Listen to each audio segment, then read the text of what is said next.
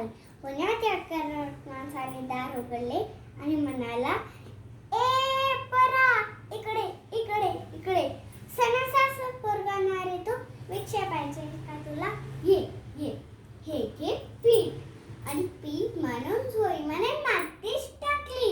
ज्ञानेश्वर खाणून निघाले. पुण्यात माणसाने झोई चोरली आणि म्हणाला, अरे थांब थांब, या भाकऱ्या पण घेऊन जा.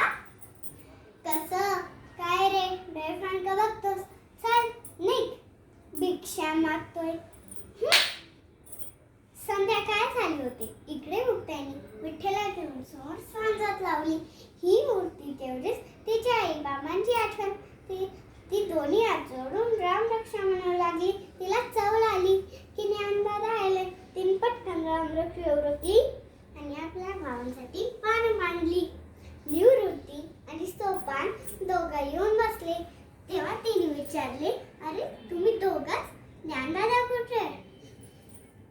तिला भूक नाही म्हणत होती. सोपानाने उत्तर दिलं, भूक नसायला काय झालं?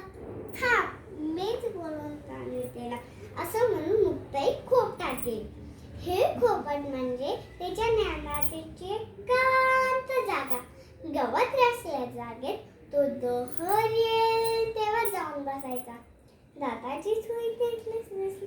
अगं बाई, त्या सोयीत माती आणि शेणाच्या गवऱ्या कोणा दुष्टाने केलं असणार. म्हणूनच ज्ञानदादा रुसून बसले.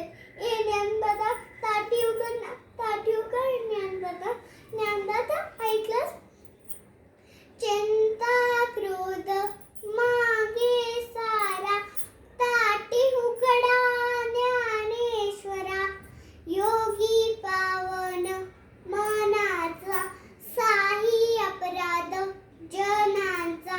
ताटी उघडा ज्ञानेश्वरा. विश्वरागे झाले वन्नी, संता सुखे व्हावे पाणी. विश्वपट ब्रह्म दोरा, ताटी उघडा ज्ञानेश्वरा.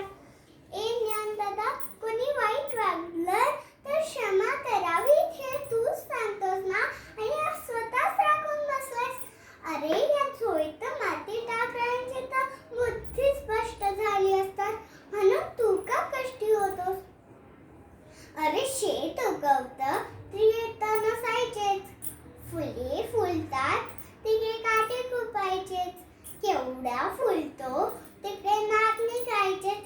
असं रे काय दादा, सारा जग जरी आगीसारखं दाहक झालं तरी तुम्हा संतांनी पाण्यासारखं शीतल असायला हवं. जातानी चिचवली तर कोणी पत्तीशी तोडतं का रे?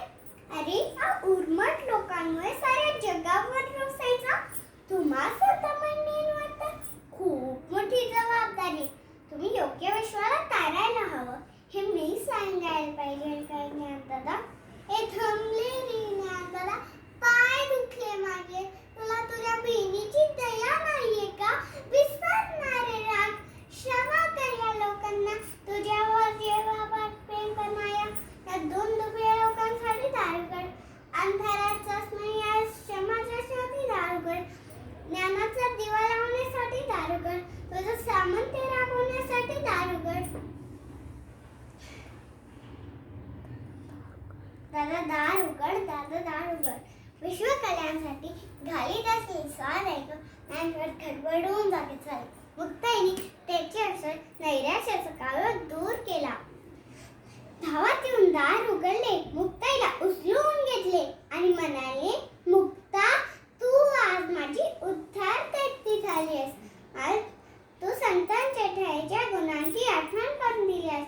आता मला विश्व कल्याणाच्या कार्यात भाग घ्यायचा. खरोखर